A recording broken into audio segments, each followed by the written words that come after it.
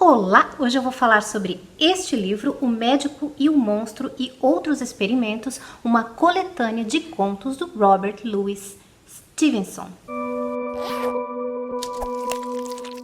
Histórias de terror escritas há 100 anos ainda causam espanto hoje nesse mundo tão tecnológico nosso, nesse mundo tão singular? Os medos do ser humano continuam os mesmos? A obra deixada pelo escritor escocês Robert Louis Stevenson garante que sim. O Médico e o Monstro e Outros Experimentos é uma bela edição ilustrada dos contos do Robert Louis Stevenson que faz jus à importância desse autor. Ele que foi um autor que viveu brevemente e que não deixou um legado literário muito extenso, mas ainda é conhecido por clássicos como A Ilha do Tesouro e O Médico e o Monstro, que é o conto que dá título a essa coletânea. Morto aos 44 anos em 1894, Stevenson é hoje o 26º autor mais traduzido no mundo. Essa edição aqui, a qual eu estou me referindo, a edição ilustrada da Dark Side Books, muito bonita, vem com 8 contos do autor, trazendo introdução,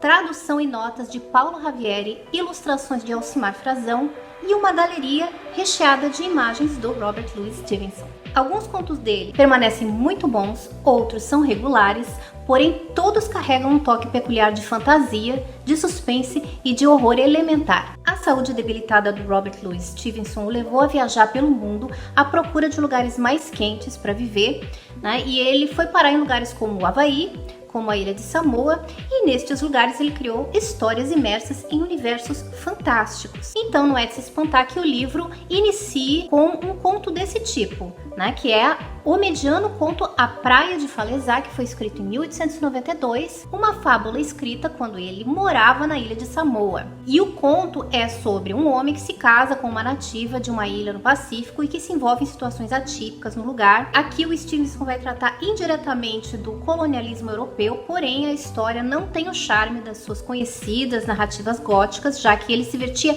mais para o realismo literário nesse período da carreira, que foi o período final da carreira dele, né? Porque ele morreu em 1894. Depois vem O Demônio da Garrafa, que é um conto de 1892, que é uma ótima história sobre um homem que compra uma garrafa onde vive um demônio. Então ele vai poder fazer quantos pedidos ele quiser, quantos desejos ele quiser para a criatura, mas ele deve vender a garrafa por menos do que ele comprou, porque senão a alma dele vai ficar possuída pelo diabo. Então eu acho que é um conto singelo, mas é um conto tão bem escrito e que ele tem a capacidade de nos transportar para esse universo muito interessante criado pelo Stevenson. Em A Ilha das Vozes, 1893, um homem que vem de uma ilha do Havaí desafia um feiticeiro que é o pai da esposa dele e é abandonado em uma outra ilha marcada por circunstâncias sobrenaturais. Esse é um conto tão extraordinário que, apesar de criativo, ele peca em alguns momentos pelo excesso. Na sequência vem um conto sobrenatural chamado O Apanhador de Corpos, de 1884, que eu também achei um dos melhores da coletânea, que é sobre médicos que usam de vias criminosas para obter cadáveres para dissecação. Uma coisa interessante é que essa história foi inspirada em um caso real, que era no caso dos assassinatos de Burke e Harry, que eu acho que é assim que fala, que envolviam o médico e o anatomista escocês Robert Knox, né, que ficou conhecido por pagar por corpos de pessoas pobres que foram mortas na década de 1820. Depois vem um conto chamado Olala, que é de 1885, que é um conto gótico ambientado na Espanha, onde um soldado escocês se recupera de um ferimento em uma casa de família. Porém, ele descobre que as pessoas que vivem lá nessa casa têm uns segredos meio esquisitos, uns segredos que vão levar a questionar a humanidade delas. Uma curiosidade é que essa história, Olala, foi escrita enquanto o Stevenson revisava um dos seus grandes clássicos, O Médico e o Monstro. Depois vem Markheim, que é um conto de 1885 e é sobre um homem que comete assassinato e que é visitado supostamente depois pelo demônio. De novo, o demônio aí num conto do Stevenson. O conto vai começar bem, mas ele vai se tornar um pouquinho maçante no final, porque rola uma prolongada reflexão filosófica do personagem sobre a essência do bem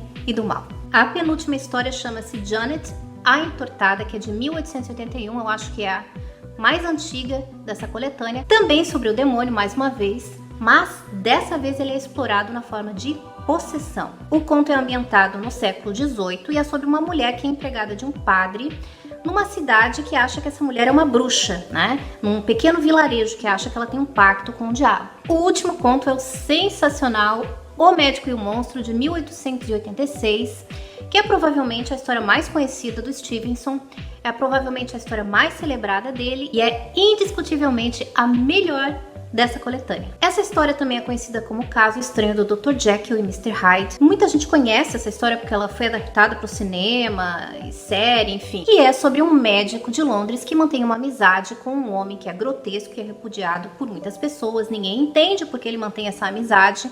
Seus amigos estranham essa convivência inexplicável até eles perceberem que há algo de anormal na relação entre os dois. Apesar de pertencer ao cenário do final do século XIX, a história é completamente envolvente. As descrições da vida londrina na época, as sensações vividas pelos protagonistas são dois pontos marcantes dessa história, O Médico e o Monstro. E de uma forma mais subjetiva, o Stevenson propõe uma reflexão sobre o quanto de bem e o quanto de mal há em cada um de nós, e essa é uma questão que certamente vai sempre encontrar espaço para ser discutida. Um destaque especial dessa edição aqui vai para as belas ilustrações do quadrinista Alcimar Frazão. Para quem quiser conhecer um pouco do universo do Robert Louis Stevenson, um pouco do estilo literário dele, eu recomendo este livro aqui, essa coletânea de contos, que além de ter contos muito legais, ela está muito bem editada. É um livro muito bonito.